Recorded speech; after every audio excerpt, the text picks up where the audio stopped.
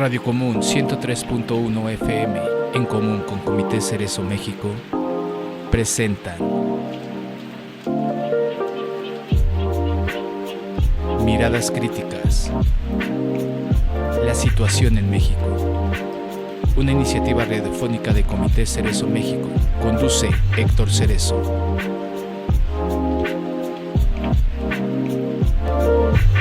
Miradas Críticas, comenzamos.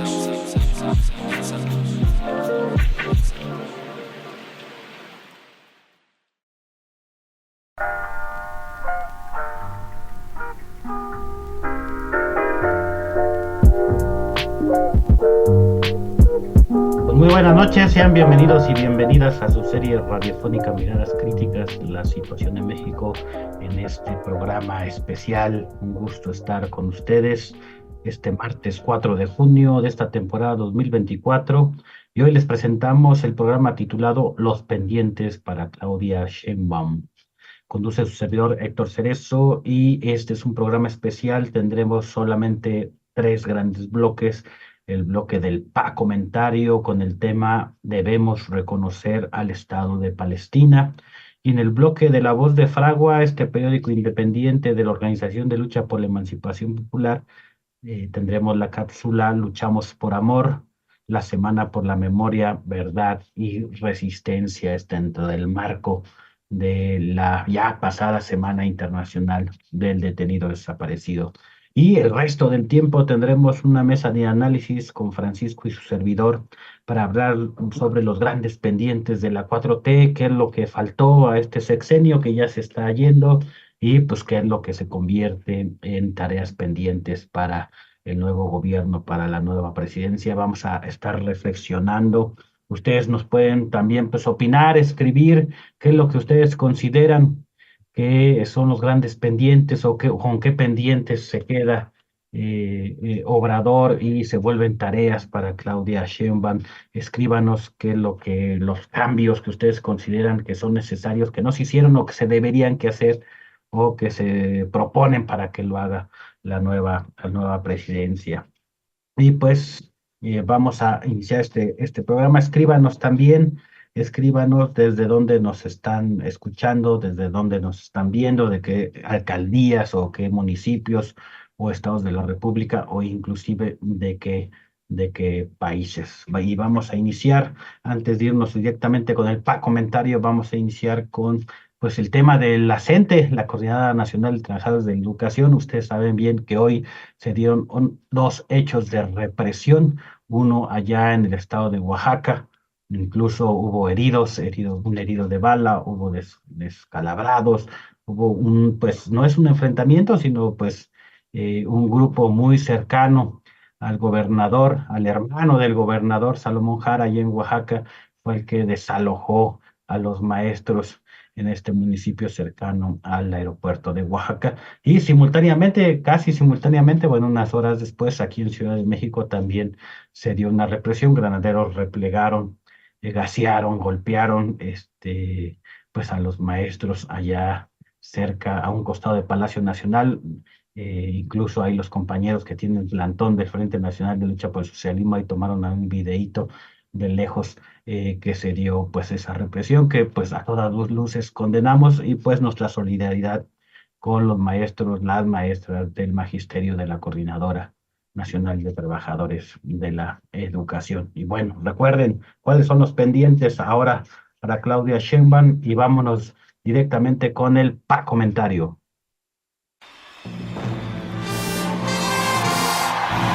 Comentarios de Francisco Cerezo.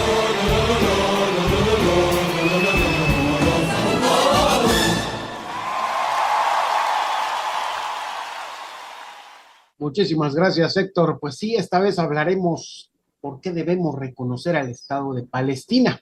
Estamos hablando del Estado mexicano. El genocidio sionista en contra del pueblo palestino continúa. Pareciera que no hay nada que podamos hacer para pararlo y además castigar a los responsables. Acá en nuestro país, aunque seguimos realizando actividades denunciando el contubernio entre los sionistas en Israel y los sionistas norteamericanos, y explicándole a la gente lo que está sucediendo en Palestina, También estamos exigiendo al Estado mexicano que deje de lado la blandenguería y el zigzagueo y en concreto realice dos acciones importantes que coadyuvarán a aislar políticamente al Estado sionista genocida y con ello parar el genocidio en marcha. La primera cosa que debe realizar el Estado mexicano es romper relaciones diplomáticas con el Estado sionista y la segunda es reconocer el Estado de Palestina. Sobre el primer punto, incluso el activismo mexicano discrepa. Estamos los que creemos que es un acto político moralmente correcto romper toda relación con un Estado genocida, más allá de cualquier consideración del ámbito diplomático, y quienes, apoyando la posición progubernamental, argumentan incoherencias, como que este hecho lastimará más al pueblo palestino y de lo que se trata es de detener el genocidio. Incluso, para no actuar, ponen de ejemplo que la respuesta al reconocimiento del Estado palestino por España generó una respuesta del sionismo que no permite al consulado español apoyar a los palestinos. Como siempre, el discurso de la izquierda come flores, epíteto creado en la huelga de la UNAM 99-2000 para referirse a los moderados, es que no hay que hacer cosas que provoquen la represión. Así, lamentablemente, la posición del humanismo pequeño burgués, humanismo mexicano o como quieran llamarlo, solo está apelando a realizar acciones come flores para detener las consecuencias del genocidio, pero de ninguna manera quieren tocar las causas de este terrible fenómeno, como si detener el genocidio fuera el fin en sí mismo, olvidando convenientemente el derecho humano a la autodeterminación del pueblo palestino e incluso negando con sus timoratos actos el derecho a la rebelión que, sustentado en el derecho internacional, tienen los palestinos ante un ocupante genocida. Incluso hemos podido ver que ni las marchas de millones de personas alrededor del mundo ha frenado el genocidio. Lo que vemos que sí pone en jaque al sionismo es el aislamiento internacional, la acusación ante instancias internacionales de que está cometiendo un genocidio y el reconocimiento del Estado palestino. Aunque las marchas y otras movilizaciones evidentemente son el motor de una lucha de los pueblos que ha presionado a sus propios gobiernos para que reconozcan el Estado palestino. Sobre el segundo punto, la exigencia de que el gobierno mexicano reconozca al Estado palestino, López Obrador ha sido muy claro en demostrar la blandenguería y el zigzagueo propio de la socialdemocracia. Ante la pregunta en una mañanera de que si México reconocerá al Estado palestino, AMLO dijo que, y voy a citar, si tomamos partido no ayudaríamos a lo que nos debe de importar más a todos, el que se detenga la guerra, el que ya no haya más fallecidos, muertos, asesinados en Gaza. Por eso hemos actuado con mucha prudencia. No se trata de que México se pronuncie a favor de uno de los grupos o países que están enfrentándose. Cierro la cita. Lamentablemente AMLO está equiparando al agresor con el agredido, al ocupante con el ocupado, al genocida con las víctimas. Y entonces preguntamos, ¿dónde queda la posición del mismo AMLO que en anteriores ocasiones dijo que la política de México es hacer todo lo posible por apoyar el derecho humano a la autodeterminación de los pueblos y a la paz? Pensamos que reconocer el Estado palestino no es ponerse del lado de una de las partes. Ya vimos que no se pueden equiparar. Reconocer al Estado palestino es ser consecuente con el humanismo, incluso pequeño burgués, al colocarnos como país del lado de la justicia, y es también una decisión política basada en una ética que no puede considerar el asesinato de niños y civiles como una acción justa. O preguntamos directamente, ¿cuántos niños deben ser asesinados para convencer a AMLO ahora y en 4 meses a Claudia Sheinbaum, presidenta electa, para ponerse del lado de las víctimas, reconocer al Estado de Palestina y romper relaciones con un Estado sionista genocida?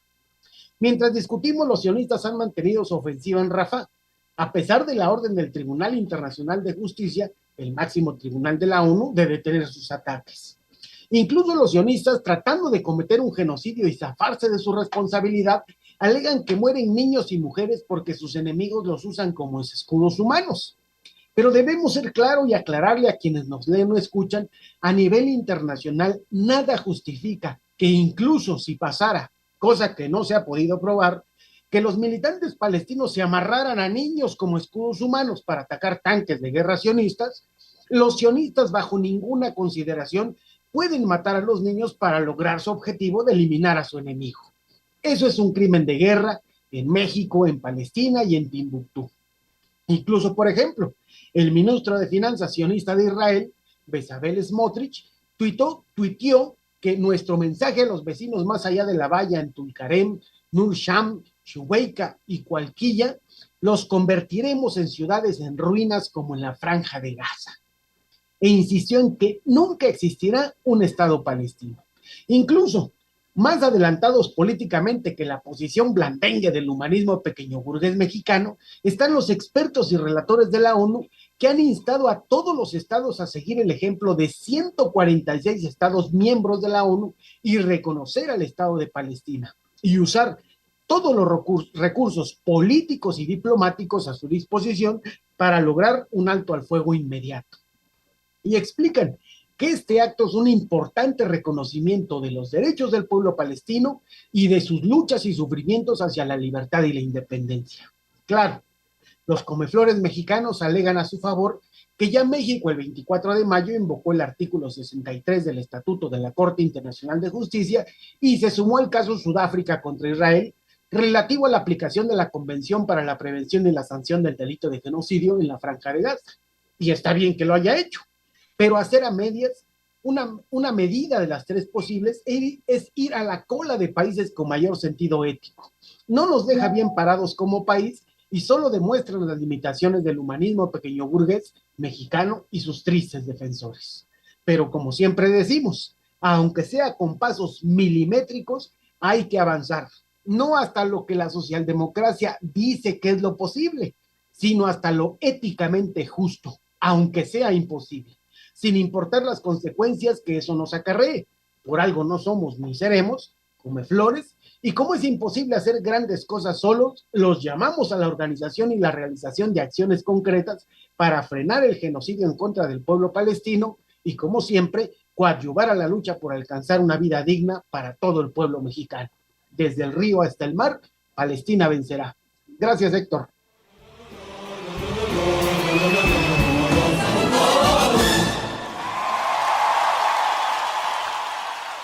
Gracias, Francisco. Pues ahí está el comentario con el tema del genocidio en contra del pueblo palestino. Y sí, esa petición nos sumamos.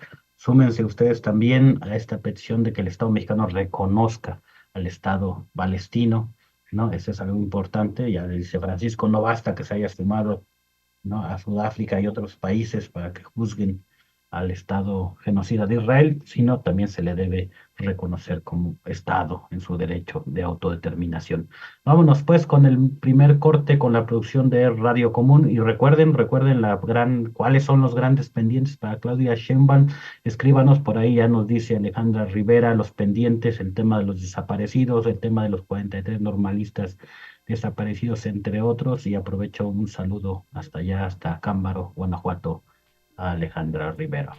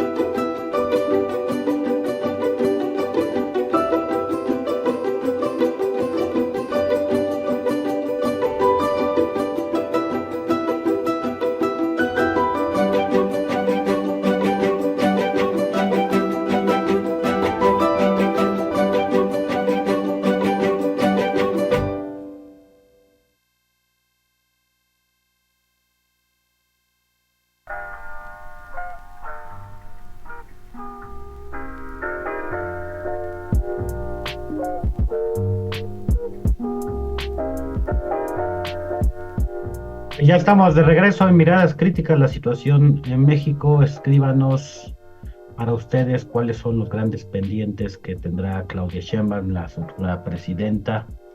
Va a ser importante comenzar a reflexionar al respecto.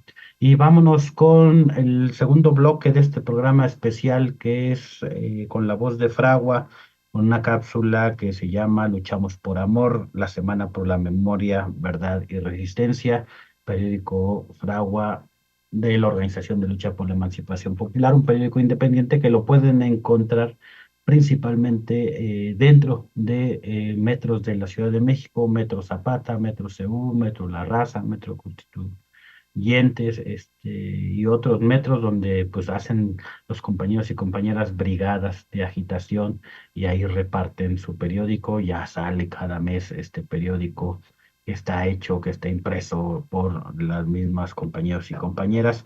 Y bueno, pues vámonos sin más a la cápsula de La Voz de Fragua.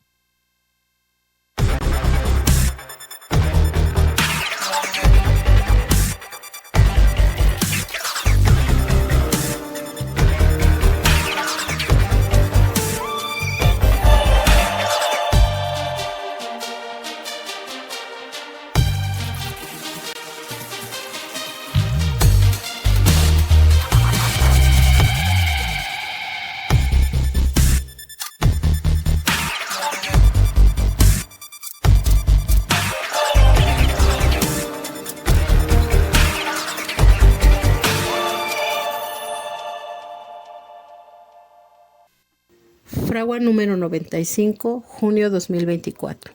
Luchamos por amor. La Semana por la Memoria, Verdad y Resistencia. Conmemorar por medio de la movilización, la denuncia y la lucha popular otra Semana Internacional del Detenido Desaparecido es un triunfo del movimiento independiente y democrático en México y en Latinoamérica. En nuestro país, la ola de detenciones, desapariciones, que reinició desde los 90 de la mano del priismo y continúa aceleradamente con el panismo, no se ha detenido. Y lamentablemente, al final del primer sexenio de Morena, existen nuevos casos. Si bien es cierto que se cometieron mucho menos detenciones, desapariciones de luchadores sociales, la desaparición forzada se continúa cometiendo contra el pueblo en general, en la mayoría de los casos con aquiescencia del Estado.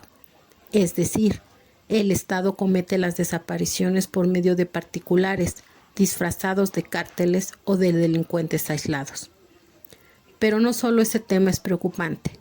De los tres poderes, ninguno garantiza memoria, verdad, justicia y reparación integral del daño. Mucho menos algún poder hace algo por establecer garantías de no repetición, pues eso implicaría investigar y sancionar a funcionarios que todavía siguen ocupando altos cargos en la estructura del Estado y de todos los niveles de gobierno. Algunos funcionarios y candidatos de todos los partidos están involucrados en casos de desaparición forzada, y mientras ellos y ellas continúen protegidos por el Estado, muchos casos seguirán sin resolverse y las garantías de no repetición quedarán solo en el discurso de compromisos políticos que no se cumplirán. Mientras los altos mandos militares y policíacos que ejecutaron y ejecutan el cometido de dicho crimen continúen sin ser señalados, enjuiciados y castigados en proporción a los crímenes cometidos, no podrá dejar de existir la estructura legal e ilegal que permite la comisión de las desapariciones forzadas. Pero sobre todo, esas estructuras no dejarán de existir mientras los beneficiarios del terrorismo de Estado que aplicó y profundizó la política neoliberal no sean exhibidos y juzgados por el pueblo como lo que son, responsables y beneficiarios de la desaparición forzada.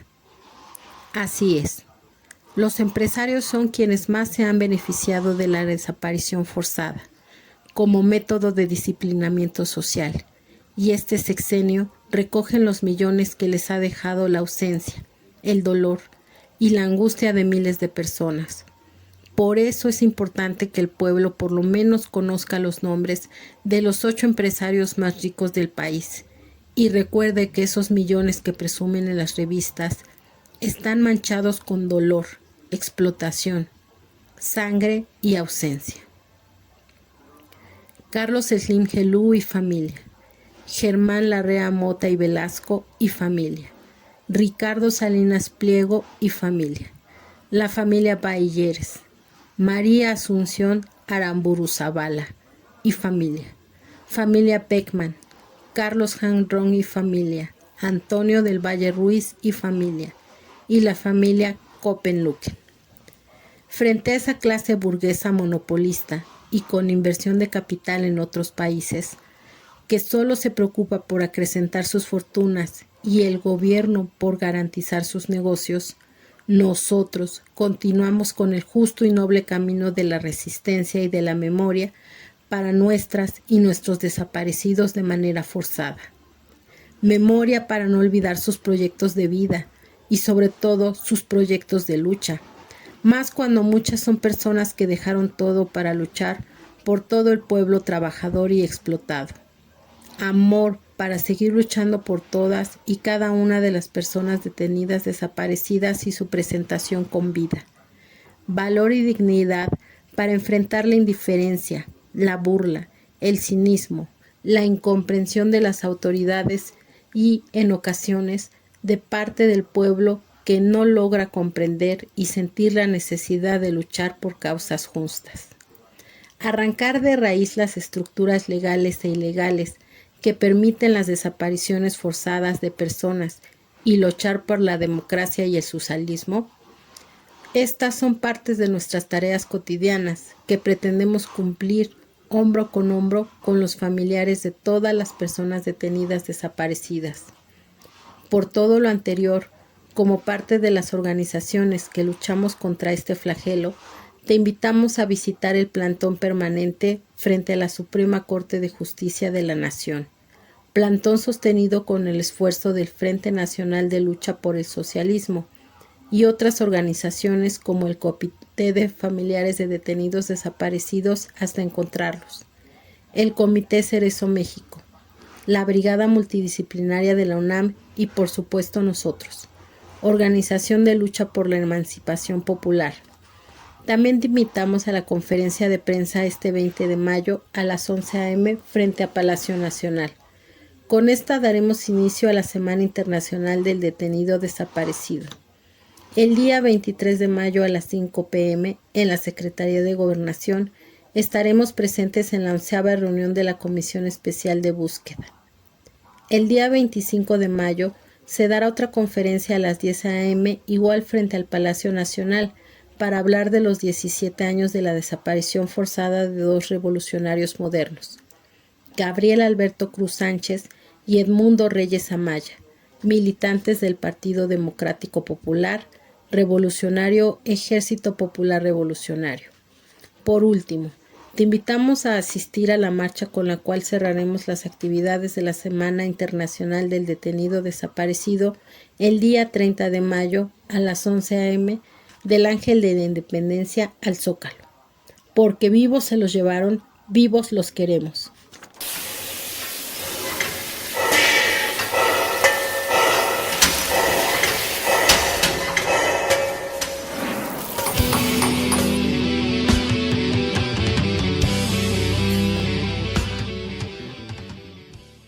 A los compañeros, a la compañera de la Organización de Lucha por la Emancipación Popular por elaborar esta cápsula.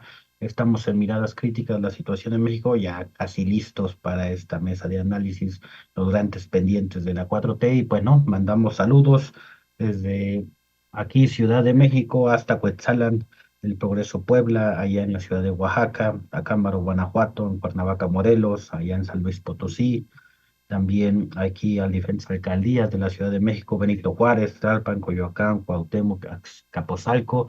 Pues les mandamos saludos. Muchas gracias por seguirnos en esta transmisión, en este programa de Miradas Críticas. Y pues vámonos al segundo corte con la producción de Radio Común y regresamos ya con Francisco y su servidor para ver los grandes pendientes de Claudia Sheinbaum.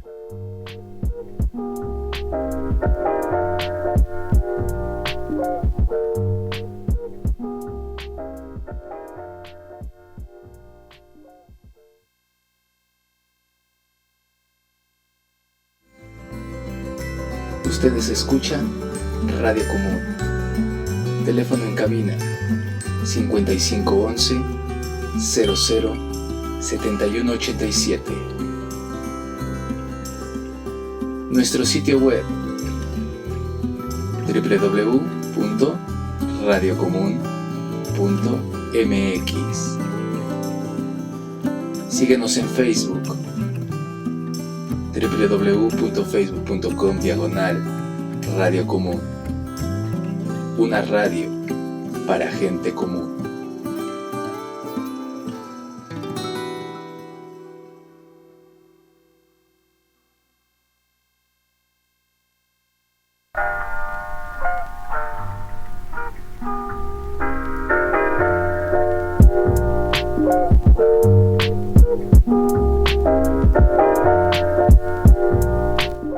Bien, pues ya estamos de regreso nuevamente, gracias a la función de Radio Común. Recuerden que nos pueden estar viendo, escuchando a través de Facebook, también a través de YouTube, si así se les facilita la existencia.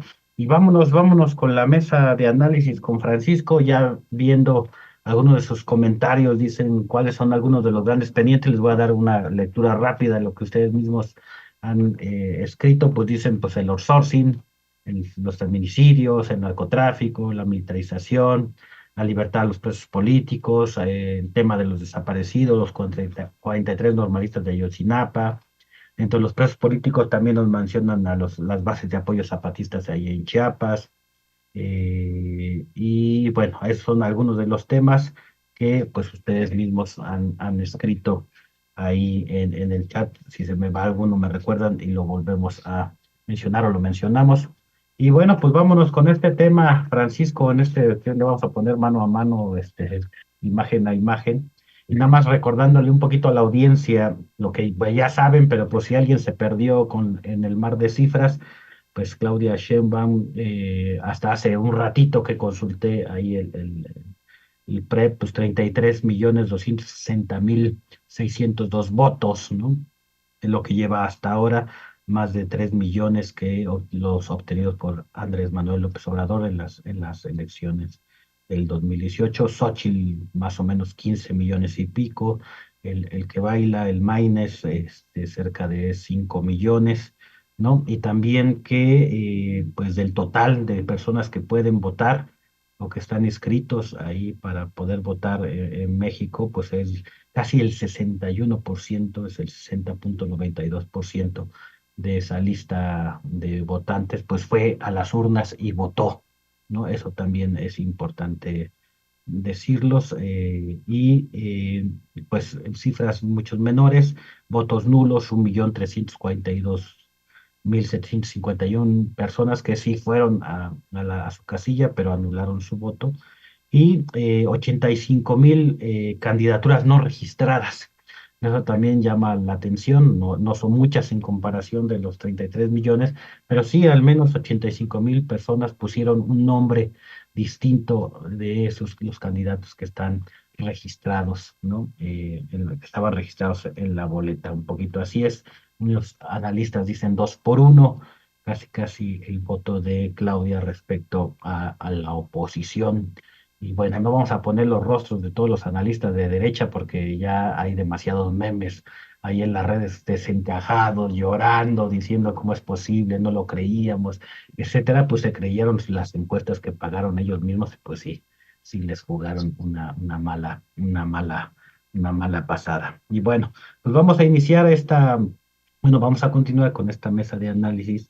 Yo recuerdo que en el año 2018 por ahí comenzamos a pensar, posteriormente lo sacamos en un decálogo de vida digna que le llamamos como Comité Cerezo, como los 10 puntos que pensábamos que se tenían que hacer por parte del gobierno de Obrador para avanzar en el sentido de lo que él mismo se propuso, que fue pues, acabar con el neoliberalismo, ¿no? No hay que olvidar que fueron sus palabras, incluso hizo por decreto que se acabara el neoliberalismo, y ya tenemos 6 años que al menos por decreto se acabó el neoliberalismo, y, y esto hay que recordarlo de manera muy importante porque una de las primeras demandas o exigencias o puntos de análisis que nosotros tomábamos en cuenta como punto de partido Es decir, pues lo primero que tendría que hacer el gobierno de Obrador, si quiere acabar con el neoliberalismo, pues es derogar las reformas estructurales neoliberales, ¿no?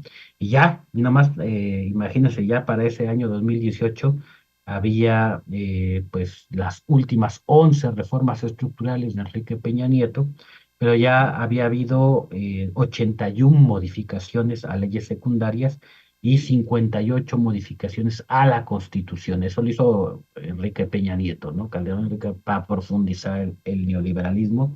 Y nosotros decíamos, bueno, pues hay que derogar alguna de esas reformas. Nada más se las voy a leer muy rapidito para que tengan pues, más fresca la memoria. Las reformas de Peña Nieto, la reforma energética, la reforma en materia de competencia económica, la reforma de telecomunicaciones y radiodifusión, la reforma sendaria, la reforma financiera, la reforma laboral, la reforma educativa, la reforma para la nueva ley de amparo y la reforma para el Código Nacional de Procedimientos Penales, la reforma político-electoral, la reforma en materia de transparencia, que fueron las últimas reformas estructurales de Enrique Peña Nieto. Teniendo eh, eso como fundamento, pues vamos a ver si realmente, Francisco, se acabó el neoliberalismo en México con estos casi ya 6 años de sexenio de AMLO. ¿Cuáles son los grandes pendientes, digamos, en materia económica? ¿No? Tomando en cuenta no nuestros deseos, ¿no? No lo que nosotros deseamos que hubiera hecho Obrador. Algunos todavía despistados creen que iba a ser la revolución socialista, y no me refiero nada más a los de derecha, sino también a algunos socialistas de Morena que creen que van a hacer la revolución socialista dentro de Morena. Pero respecto a lo que él mismo se propuso y dijo, ¿cuál fueron los pendientes, Francisco? Así a bote pronto. Bueno, evidentemente, al no tener eh, el control, digamos, de la Cámara de Diputados y Senadores, pues casi ninguna de sus iniciativas de transformación de la Constitución pasó. Solamente dos son las que lograron a medias, negociándolo con los patrones, con los burgueses, eh, cambiar. Y pues fue la laboral, en donde a pesar de todo lo que hicieron, no se elimina el outsourcing. Incluso por ahí, ustedes recuerdan, una oscura secretaria de Gobernación pues dijo que el outsourcing era como el colesterol, ¿no? Que había bueno y malo, y que por lo tanto iban a dejar el bueno, ¿no? Cuando en realidad nosotros decíamos, siempre hemos dicho, ¿no? El outsourcing es como el cáncer, no hay bueno, no hay, tampoco hay malo, ¿no? Si te da, es muy probable que te vayas a morir, ¿no? Entonces, en ese sentido, pues una reforma laboral que eliminó muchos derechos laborales y que abrió la posibilidad del outsourcing, y que pues AMLO apenas y logró quitarle algunos filitos ahí que la gente estaba exigiendo. Y la otra pues fue la minera, ¿no? También, que fue a medias. Lo que estaba redactado, que era una muy buena ley, pues terminó después de la negociación con los grandes capitalistas, pues con una cosita, digamos, un 40% bonito y un 60% malo, ¿no? Entonces, ahí esas son las dos grandes reformas.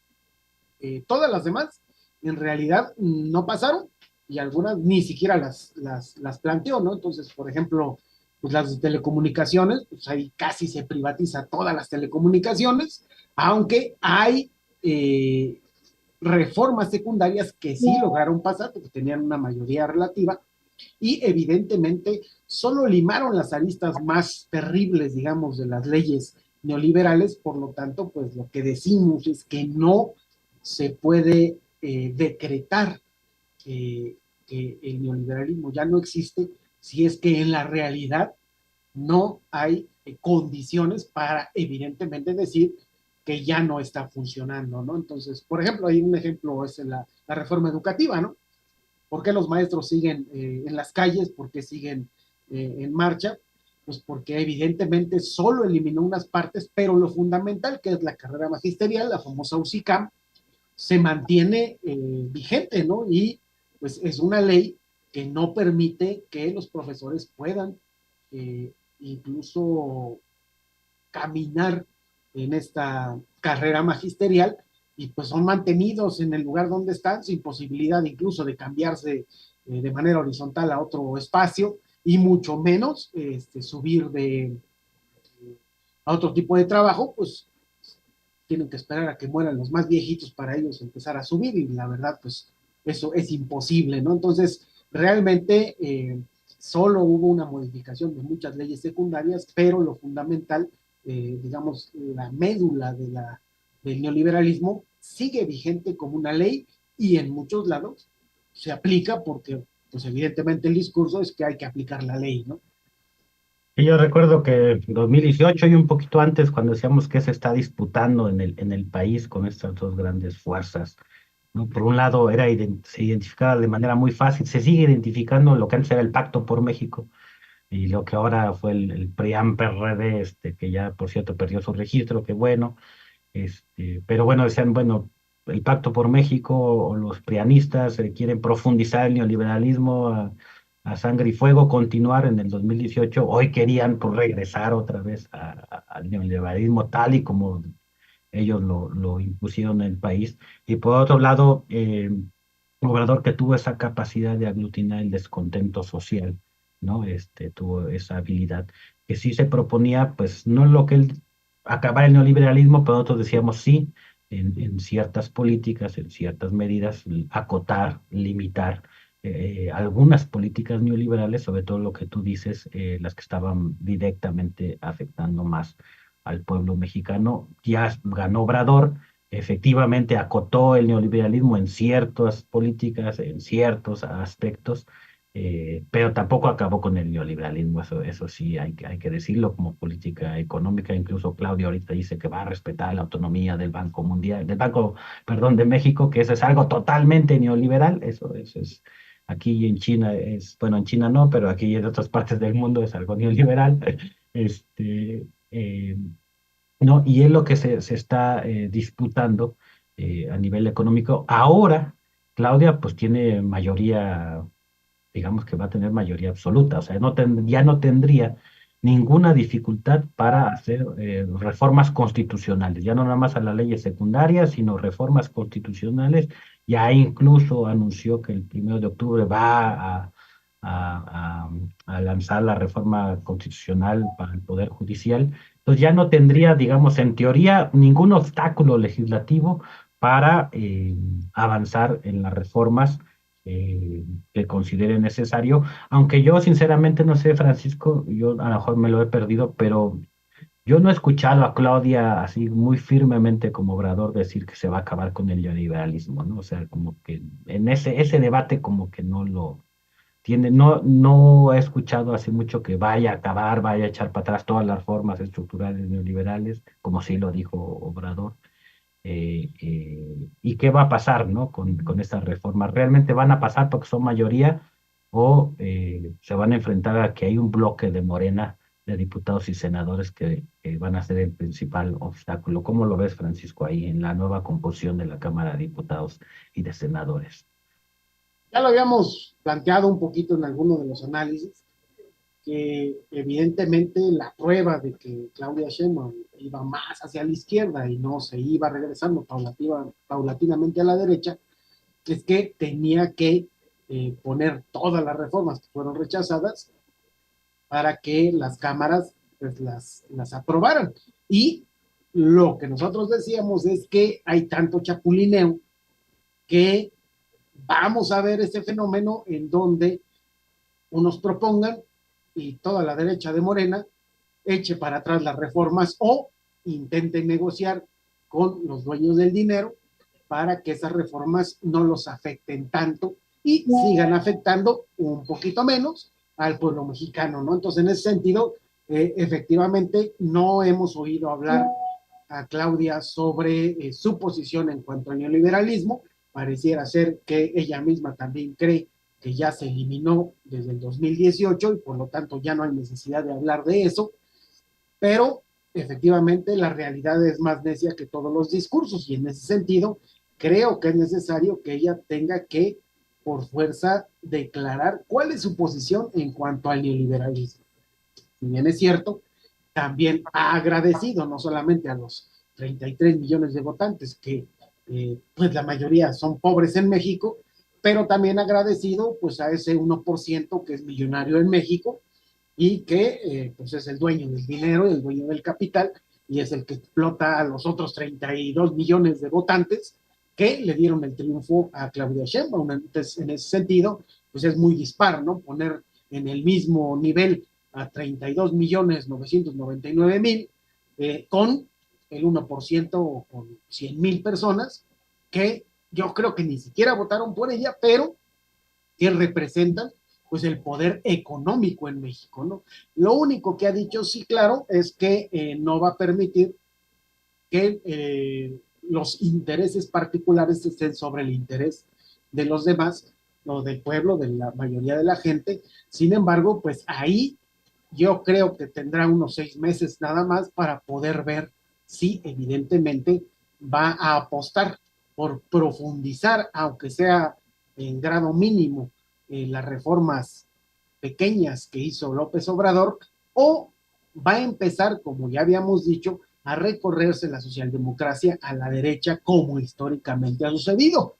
Esperemos que en México se rompa esa tradición histórica de la socialdemocracia, de correrse a la derecha, y vamos a ver si realmente va a poner en la Cámara de Diputados y Senadores pues todas las reformas que sí eliminen el neoliberalismo en México, aunque, claro, soñaríamos que también el capitalismo, pero no podemos pedirle tampoco peras al olmo, pero sí por lo menos que pues pasen todas esas reformas que estaban planteadas para mejorar las condiciones de vida pues de la población mexicana, ¿no?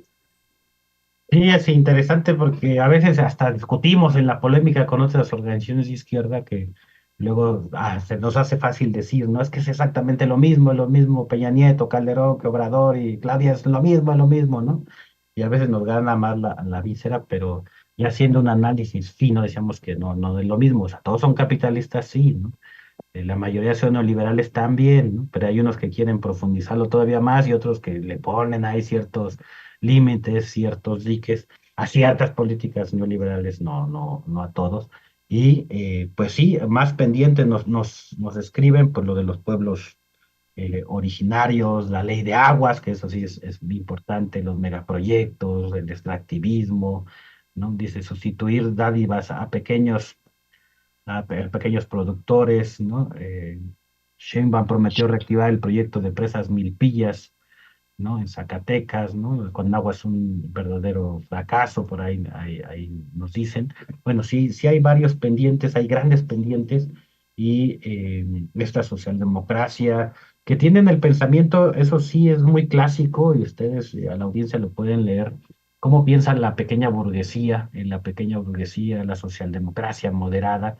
Históricamente son los que dicen que hay que conciliar los intereses entre ese pueblo trabajador y explotado y esos empresarios que lo explotan, ¿no? Es el que él dice, no debe caber, y voy a medio citar a Obrador, que los ricos no sean tan ricos, que los pobres no sean tan pobres, un país, un gobierno donde puedan convivir absolutamente todos en armonía. Esa es la idea, ¿no? De la pequeña burguesía, de la socialdemocracia, de un Estado regulador de los problemas sociales, un Estado que es el árbitro, ¿no? Entre el empresario y el trabajador, etcétera.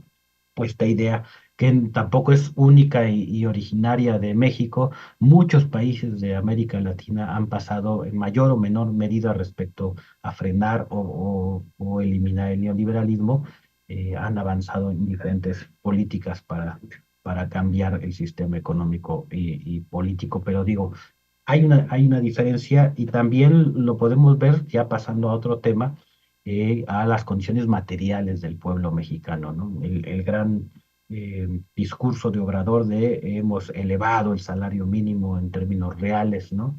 Los programas sociales, efectivamente, que se han venido, que inclusive se arraigaron tantos que la misma derecha no se atrevió a decir públicamente que se los iba a quitar, ¿no? Y esa es una gran victoria también de, no solamente que están en rasgo constitucional ya, sino que ni siquiera la derecha en este momento se atrevió a decir públicamente que los iba a quitar, y cuando lo medio dijo a algunos, pues les llovió muy feo. Entonces, programas sociales, subida del salario mínimo, la inflación, ¿no? Que efectivamente ha aumentado la inflación, o sea, ha aumentado el salario mínimo, pero también ha aumentado la inflación, en condiciones económicas, y que también decirle a la gente que también hay mucha, tenemos que analizar que no es lo mismo Ciudad de México, no es lo mismo Cuauhtémoc, que la alcaldía de Cuauhtémoc, que Tlalpan, o que Milpalta, que Álvaro Obregón, pero también no en las mismas circunstancias y condiciones Chiapas, algunos municipios de Chiapas, Guerrero, Oaxaca, Monterrey, etcétera.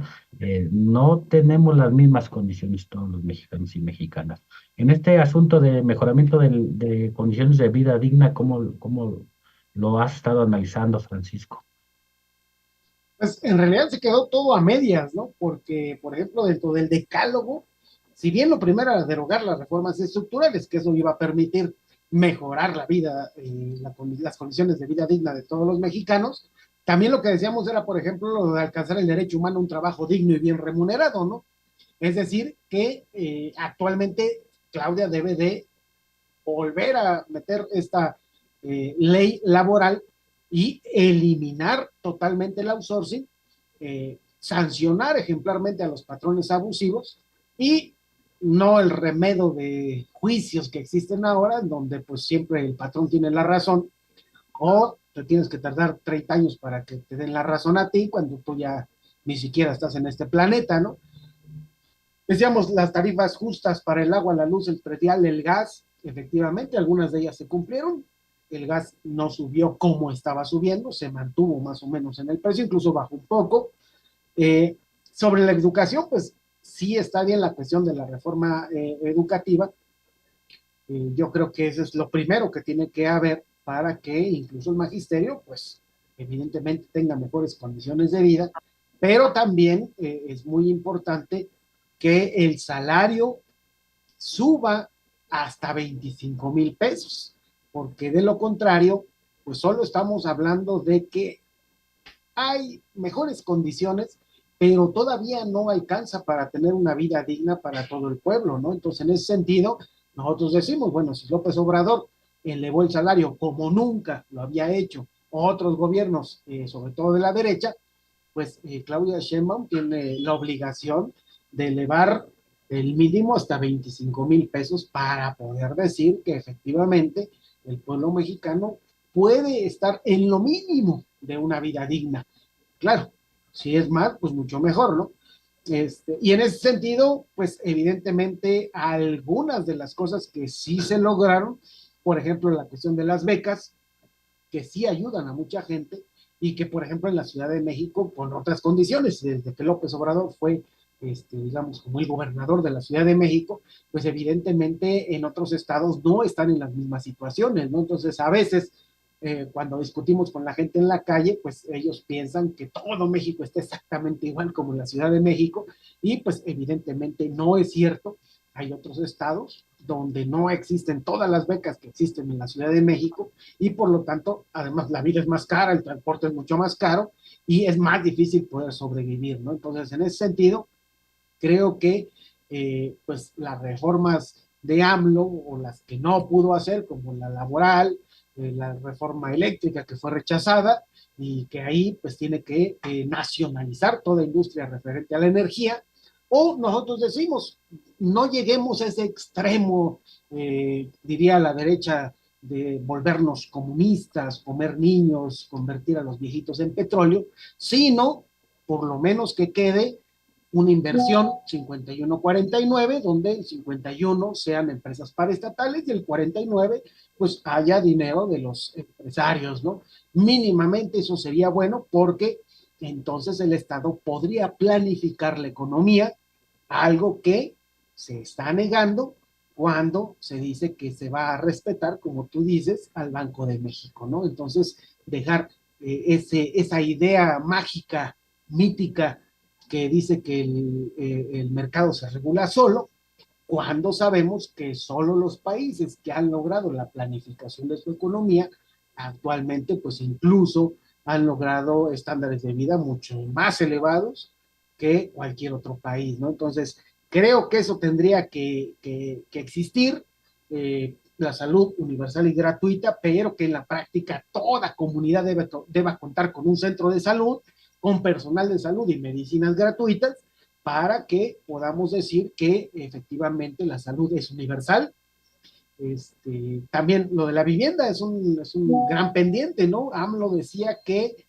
pues, que se rentara a un precio no mayor del 30% del ingreso de lo que está ganando la persona y que en 10 años tenía derecho a adquirir el inmueble. Nosotros lo que decimos es que en realidad el Estado está obligado a la construcción de la vivienda para satisfacer ese derecho humano sin que tenga que vendérselo a precios que tampoco la gente puede pagar, porque sabemos que en México la informalidad es casi de un 75%, ¿no? Entonces también hay que tomar en cuenta que incluso la elevación del salario mínimo sí permitió que una pequeña parte de los trabajadores fuera beneficiada, pero la gran mayoría no trabajamos con base en el salario mínimo y evidentemente pues habría que hacer que todos los trabajos se tasen el salario mínimo e ir subiendo el salario mínimo de manera proporcional hasta lograr lo que decimos, unos 25,000 al mes, también evitando la famosa inflación que nadie puede, o todos los de derecha no saben por qué existe la inflación o te dan ideas muy raras, pero la inflación no es nada más que el apetito voraz de los empresarios por subirle a sus productos para ganar más. Entonces, si se logra que no haya inflación, quiere decir que le estás diciendo a los empresarios que aminoren un poquito su apetito voraz de querer siempre ganar más, no solo por explotar a la gente, sino incluso por vender las mercancías que sus trabajadores están creando, ¿no? Entonces son como ese tipo de cosas que nosotros pensamos que podrían hacerse o en su defecto, pues podríamos decir que es un gobierno que va a mantener las medidas que están, pero que eso va a generar un descontento social porque no avanza y le va a dar o va a alimentar, pues, para que la derecha nuevamente regrese con otro discurso, a lo mejor como el discurso libertario de Milei, aunque ya tuvimos a nuestro Fox un poco menos salvaje, y nuevamente la derecha gobierna nuestro país y profundice nuevamente el neoliberalismo o como se llame en esa época, ¿no? Y ahí añadiría nada más que, por ejemplo, en el problema del agua, pues ya lo dicen, que eliminen la privatización, ¿no? Y la concesión a privados de, pues, el agua y bueno, y otros recursos, eso también sería importante. No lo ha prometido Claudia, eso también hay que decirlo, no lo ha prometido, sería una demanda, ¿no? Que ya no solamente haga concesiones a privados del agua, sino que recuperemos como pueblo, como nación, pues el agua como un recurso nacional, y pues el borrón y cuenta nueva, ¿no? También a las tarifas eléctricas también es uno de los grandes pendientes, que incluso quienes luchan, la mayoría son bases de Morena, ¿no? Que están ahí luchando por el borrón y cuenta nueva, que tampoco pues los han pelado mucho, ¿no?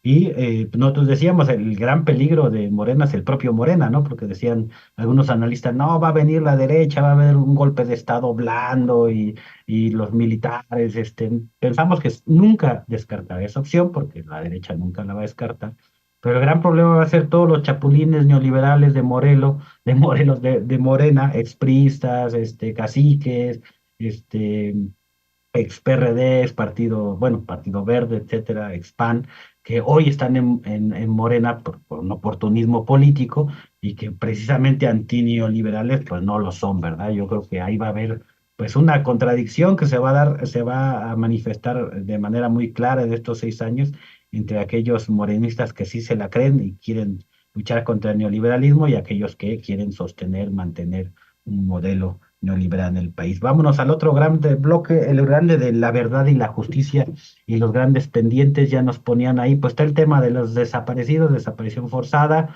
más de 110,000 personas desaparecidas, no hay un registro adecuado, se inventaron una metodología, están los 43 normalistas de Ayotzinapa, está el Mundo Reyes Amaya, Gabriel Cruz Sánchez, Fidencio Gómez Santís, etcétera, etcétera, etcétera.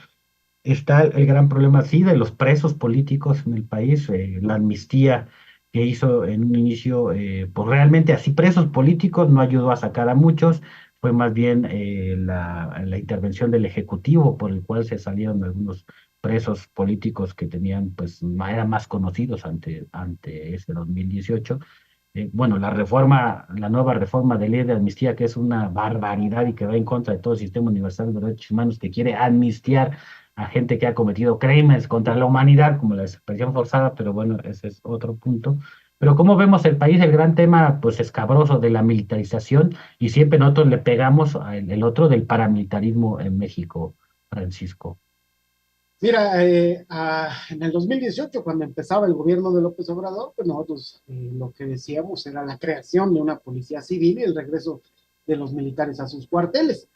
La mayoría de los militantes de Morena, pues siguiendo el discurso de López Obrador, decían es que no es posible en este momento porque todas las policías están corruptas y solo los militares que antes eran asesinos y eran malos, hoy con la bendición de la 4T, pues se han vuelto buenos, ¿no? Y por lo tanto son necesarios. Sin embargo, ya pasaron 6 años y nosotros decíamos, en 6 años, si hubiesen planificado realmente tener una policía civil, actualmente podrían haber tenido una policía civil y haber regresado a los militares a sus cuarteles. Claudia Sheinbaum está en la misma posición de fortalecer la Guardia Nacional con militares, es decir, mantener la militarización. Y mantener la militarización equivale a impunidad para todos los militares que hoy, con una aureola de bondad, fueron y han sido los principales violadores de derechos humanos en México, cometiendo pues las ejecuciones extrajudiciales, las desapariciones forzadas. Entonces, en ese sentido, pues evidentemente tiene que, por fuerza, plantearse la creación de una policía civil y regresar a los militares a sus cuarteles, además de sancionar a los violadores de derechos humanos de los hechos, no solo del pasado, sino del pasado reciente y los que actualmente violen los derechos humanos para evitar esa impunidad que permite que se mantengan las graves violaciones a derechos humanos que se siguen cometiendo en muchos lados del país. Evidentemente, esto va atado a esa idea falsa, nosotros decimos, de que el narcotráfico o la delincuencia organizada es un ente independiente del Estado que incluso puede tener más poder. Y como tiene más poder, entonces nos inventamos, o alguna gente, incluso de izquierda, se ha inventado, pues esos discursos del Estado fallido, del Estado paralelo, del desvío de poder, de cualquier otra cosa para intentar justificar que es necesario que el ejército esté en las calles porque es solamente puede competir con poder de fuego, con un algo independiente que nosotros decimos que por supuesto no es independiente, sino son los empresarios ilegales que en contubernio con los empresarios legales siguen explotando a los mexicanos para obtener mayor riqueza, ¿no? Es decir, ¿cuál es el mejor negocio del capitalismo? Pues el tráfico o la producción, la venta, el consumo de las drogas, ya que son trabajos en los cuales creo que nunca te van a dar ningún derecho, y además si haces huelga creo que te asesinan, pero que la plusvalía, es decir, lo que produce el trabajador, pues va sin pagar impuestos, sin ninguna cosa, directamente al bolsillo de estos empresarios que son ilegales. No podemos decir que son empresarios asesinos y no asesinos, porque todos son asesinos, pero sí son ilegales, ¿no? A comparación de los legales, y que en México se han dado casos donde hay personajes como un exgobernador por allá por Sonora, que era el empresario legal, era el empresario ilegal, era también el dueño de la política, de la económica, de la economía, y por lo tanto representaba, pues, digamos, esos personajes que son a los que Claudia Sheinbaum llama a que vivamos en paz, ¿no? Cuando pues nosotros decimos que es importante frenar a ese tipo de empresarios, tanto legales como ilegales, y no necesitamos al ejército en las calles, ya que pues, sabemos que los ejércitos se han entrenados para matar y no para lidiar con asuntos civiles, ¿no? ¿No? Y el punto que mencionas, crimen organizado, y el otro que no ha desmantelado las estructuras paramilitares, ¿no? O sea, no basta en que yo no creo un grupo nuevo paramilitar, pero pues si los que están haciendo continúan con esa colusión con el Estado, continúan hostigando, matando, desapareciendo a personas en comunidades, pues es lo grave, digamos, ¿no? Tenemos el ejemplo en Chiapas, de Chiapas, ¿no? Es lo que iba a decir, en Chiapas son los del Partido Verde Ecologista de México, que es la rémora que Morena tiene que tener pegada, porque supuestamente gracias a eso va a tener la mayoría en la Cámara de Diputados y Senadores, pero lo que no está viendo es que el Partido Verde va a cobrar caro el votar a favor de una o que otra ley a cambio de no votar varias leyes para beneficiar a los mexicanos, ¿no? Y ese es y pobre del pueblo chiapaneco, ¿no? Porque el Partido Verde pues, son los caciques históricos del estado de Chiapas, quienes están ahorita, que son caciques, que son narcotraficantes y que están en el poder, ¿no? Los que están realmente pues acelerando, destruyendo el estado de Chiapas con esa violencia que aparentemente viene de fuerzas oscuras del narco, pero son ellos mismos, y los que están pagando las consecuencias de esa política de sumar absolutamente a todos con tal de tener mayoría absoluta, pues es ese mismo pueblo que pone los muertos, que pone los presos, y efectivamente, y son los que al final de cuentas pues, le dan la puñalada a Morena, les van a dar la puñalada a todos aquellos de Morena que sí se la creen y que sí quieren luchar contra el neoliberalismo. Y también ya para ir terminando, porque nos estamos pasando de tiempo, Comisión de la Verdad del 69 al 90, está chido, vamos a ver en qué termina, pero falta la del 90, mínimo hasta la del 2018 para no tocar el sexenio de Obrador, si no quieren los morenistas, pero pues faltan más de 20 años también Atenco, Acteal, la APO, Aguas Blancas, Charco, y bueno, todos los grandes crímenes en contra del pueblo mexicano que se cometieron del 90 al menos al 2018, digamos. 28 años faltan ahí de historia que tampoco se han pronunciado, o sea, Claudia no se han pronunciado. Por ahí vemos a Alejandro Encinas bien feliz en el gobierno de Clara Brugada. Qué miedo, porque al menos a nosotros todo lo que prometió no cumplió absolutamente nada. Entonces, tenerlo ahí, híjole, pues qué triste. Pues algunas palabras para concluir, Francisco. Pues una cosa que falta, el impuesto progresivo a la ganancia. Solamente de esa manera se pueden obtener los recursos suficientes para poderle dar o elevar por lo menos un poquito la vida digna de todos los habitantes de nuestro país, ¿no? Y otra cosa, nosotros ya decíamos, votes o no votes, organízate, ya votaste, ya ganó tu candidata o no ganó tu candidata, hay que seguir organizándonos porque de eso depende si el mismo gobierno acelera su paso hacia la derecha o por lo menos cubre las apariencias y se mantiene un poquito en el tenor de lo que hemos vivido. Pues muchas gracias, Francisco. Nos quedamos con esa conclusión. El tiempo, como siempre, dirá si tenemos razón, no tenemos razón, si tuvimos razón en algún aspecto y en otro no. De todos modos, vamos a seguir reflexionando con esto, con los grandes pendientes de Claudia Sheinbaum, los pendientes que deja Obrador, pero también los pendientes que se le van a pasar a ella. Y pues nos quedamos con eso. Si se acaba el neoliberalismo, no va a ser por voluntad de los gobiernos, va a ser por la voluntad del propio pueblo. Y pues muy buenas noches. Nos vemos el próximo martes a las 9 en punto en Miradas Críticas de la Situación en México. Escríbanos, escúchenos. Les mandamos saludos a todas aquellas personas que nos han escrito o nos han preguntado.